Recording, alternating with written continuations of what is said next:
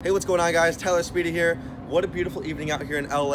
I also want to let you guys know this. If you guys think that my videos are knowledgeable, it's helping you guys out as a trader, make sure to give this video a thumbs up. Also, let me know what you want my next video to be like in the comments. Give me some ideas. I want to do a video, and I want you guys to recommend me some stuff, and I'll try to get done like the next 1 or 2 days. So what this video is going to be about today is going to be about why you're losing money trading stocks and trading Forex, and some little bit of tips, a little bit of advice that I can give you guys to help you guys become more consistent. So what I see a lot of traders do is this. They have a lot of unrealistic expectations. So what do I mean by that?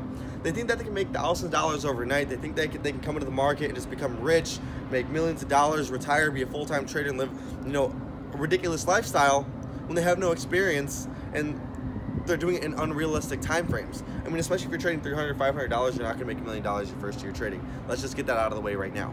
So what you need to focus on is having realistic results and realistic expectations. If you have a $300, $500 account, you gotta be looking to make an extra couple $100 every single month. The more you grow this account, the more you can risk in the market. Also, what you need to do is this. You need to stop having this FOMO. So what is FOMO? Fear of missing out. You think that you always have to be in the trade, you always have to be in the market. If there's no setup, there's no trade. There's no reason that you should be in the market all the time. If Tesla and Netflix are consolidating, they've been consolidating the last month, then there's no reason you should be looking for it. You need to be focused on high probable trades and high frequency trades. Also, a couple different things you want to do is this. You want to focus, especially if you're a beginner, being consistent in your first 3 months or first 6 months. Focus on winning months and focus on winning years. It doesn't matter about winning days, it doesn't matter about winning weeks, because that can all be blown away. If you're consistent every single month, then you're gonna have really good returns the entire month. I mean, even if you're making 1% each month, you're still making 12% returns the entire year. Now you should be shooting for around like 3-5% each and every month. Also, especially if you're a beginner, you wanna do this. You wanna backtest the strategy. Students who buy my course, students who buy my program, I say, hey, you know what? Go through my course, and then once you go through my course, don't jump live right away. You should be in no rush to go live.